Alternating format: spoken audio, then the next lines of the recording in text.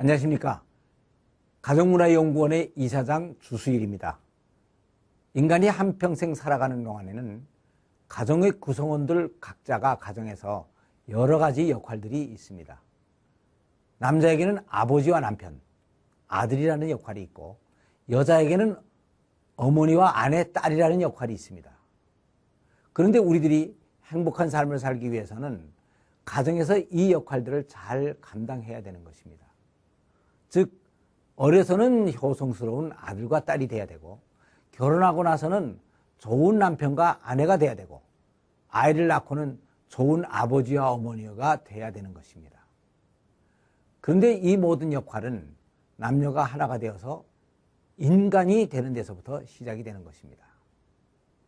창세기 2장 24절에는 그러므로 남자가 그 부모를 떠나 아내와 연합하여 둘이 한 몸을 이룰지로다 하는 말씀이 있습니다. 그런데 이 말씀은 부모에게 소홀히 해도 된다는 말같이 들려서 효도를 모든 덕의 근원으로 삼고 살아온 우리나라 사람들에게는 상당한 거부 반응을 일으키고 있습니다. 그러나 이 말은 부모에게 불효를 해도 됐다는 말이 아닙니다. 오히려 자녀가 성장을 하면 부모로부터 인격적으로 독립해서 아내와 완전히 하나됨을 이루어야 진정한 효도가 될 수 있다는 것을 가르쳐주는 말씀입니다. 가정의 행복은 결국 가족 간의 인간관계가 잘 될 때 누릴 수가 있습니다. 그런데 가족들 간의 인간관계가 잘 되려면 가정 안에서 인간관계의 우선순위와 또 가족들 간의 관계의 특성들을 잘 파악해서 거기에 맞게 살아가야 되는 것입니다. 가정 안에서의 인간관계를 살펴보면 부모 자식은 일촌간이고 형제지간은 이촌이고 그 다음 삼촌, 사촌 등으로 늘어나는 것입니다. 그런데 부부지간은 무촌입니다. 그런데 여기서 무촌이라는 것은 일촌과 이촌으로서는 도저히 채울 수 없는 특별한 무엇이 있다는 것을 말해주고 있습니다. 우리는 사람들을 얘기할 때 사람이라고만 얘기하지를 않고 인간이라고 말을 합니다. 그런데 인간이라고 하는 말은 사람이라는 말과 전혀 다른 뜻이 있는 말입니다. 사람이라는 말은 인간들의 동물학적인 명칭입니다. 소, 말, 개, 토끼 등과 같이 동물학적으로 얘기할 때 인간을 사람이라고 말을 합니다. 그런데 사람에게는 또 사이 간자를 뒤에 붙여서 인간이라고 말을 합니다. 개나 돼지에게는 간자를 붙여서 견간이나 돈간이라고 말하지를 않습니다. 이것은 인간의 진정한 가치는 바로 이 관계 속에 있다는 것을 말해주는 것입니다. 동물들도 암놈, 순놈이 있고 같이 모여서 살기는 합니다. 그러나 거기에는 특별한 관계가 없는 것입니다. 그냥 개들, 돼지들일 뿐입니다. 그러니까 암놈이 순놈 새끼를 낳을 경우에 이 새끼가 크면 어미와 교미를 해서 또 새끼를 낳는 것입니다. 그러니까 개는 애미와 새끼가 인간과 같은 모자지간이라고 얘기할 수가 없는 것입니다. 단순히 생물학적으로 애미와 새끼일 뿐입니다. 그러나 인간에게는 모자지간의 특별한 관계가 있고 남녀 관계에도 단순히 암수만이 아닌 특별한 부부간의 관계가 있습니다. 그런데 이 관계에는 여러 가지 특성들이 있고 또 꼭 지켜야 할 역할과 도리들이 있습니다. 그래서 이것을 지키지 않을 때에는 우리는 그 사람이 개되지만도 못한 인간이라고 말을 합니다. 창세기를 보면 하나님께서도 인간을 창조하실 때 흙으로 사람을 지으시고 라고 말씀을 하셨습니다. 흙으로 인간을 지으시고 라고 표현하지를 않으셨던 것입니다. 그러니까 아담이 처음 지어졌을 때는 인간이 아니고 사람이었습니다. 그러면 아담이 언제 인간이 됐습니까? 그것은 하와를 만든 순간이었습니다. 그래서 부부란 사람이 인간을 이루는 가장 작은 기본 단위인 것입니다. 그런데 에베소서를 보면 또 가정에서 남자는 머리이고 여자는 몸이라고 설명을 하고 있습니다. 이것은 가정에서 남녀의 역할과 기능이 어떤 차이가 있는가 하는 것을 잘 설명하고 있습니다.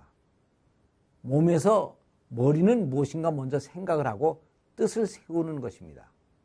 그리고 몸은 이 뜻을 받아들여서 실천을 합니다. 그러니까 남편이 부모에게 효도를 해야겠다고 하는 생각을 했다고 합시다. 그러면 이것은 어떤 것이 실천을 합니까?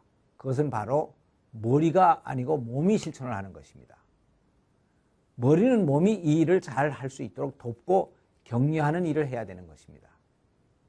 이것은 남편이 아내를 사랑하는 것을 의미합니다. 아내가 남편의 이러한 사랑을 받고 행복해지면 이렇게 자기를 행복하게 해준 남편을 낳아주신 부모에게 대하여 고마운 마음을 가지게 되는데 이것이 밖으로 표현되어서 효도로 나타나게 되는 것입니다. 그래서 남녀는 모든 것에 우선하여 먼저 둘이 연합하여 하나가 되어야 되는 것입니다. 이것이 바로 가정구조의 기초이고 부부는 무촌이라는 말에 참 의미이기도 합니다.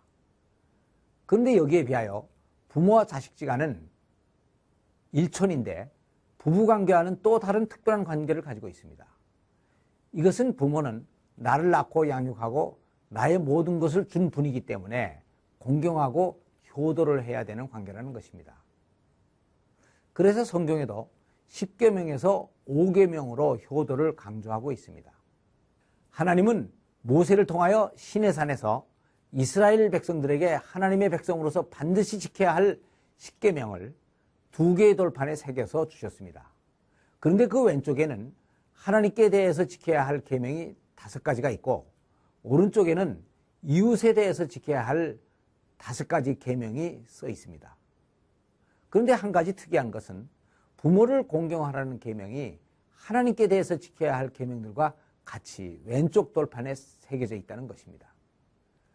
그러니까 하나님 보시기에 부모를 공경하는 것은 하나님을 공경하는 것과 같은 차원에서 해야 된다는 것입니다. 성경은 예수님의 탄생을 설명하실 때 마태복음에서는 아브라함에서 예수님까지 위에서 아래로 설명을 하고 있습니다. 그러나 누가복음에서는 예수님으로부터 아담까지 그 위는 누구이고 그 위는 누구이고 하면서 계속 올라가다가 아담 위는 하나님이라고 설명을 하고 있습니다. 이것은 하나님은 단순한 인간들의 창조주만이 아니시고 직접 우리들의 조상이 된다는 것을 강조하고 있는 것입니다. 하나님은 인간을 지으실 때 아담과 하와는 직접 만드셨습니다. 그러나 그 이후의 모든 인간들은 우리 부모들이 낳고 양육하도록 해주셨습니다. 그래서 우리들은 태어날 때 모든 것을 부모로부터 물려받습니다. 육체를 물려받는 것은 물론 양육을 받으면서 생활 기반과 생활 양식과 사고방식과 문화 등 모든 것을 다 물려받게 되는 것입니다. 그러니까 부모를 공경한다는 것은 자신을 낳으신 뿌리를 중요하게 생각한다는 것이고 우리를 세상에 낳고 양육하신 부모님의 뜻을 이루어드리는 것입니다. 반대로 불효를 한다는 것은 자기 자신의 뿌리를 버리는 것이고 하나님의 뜻을 거역하는 것이고 또 부모의 뜻을 저버리는 것이 되는 것입니다. 인간이 하나님과 부모와 뿌리를 떠나서는 결코 행복해질 수가 없습니다.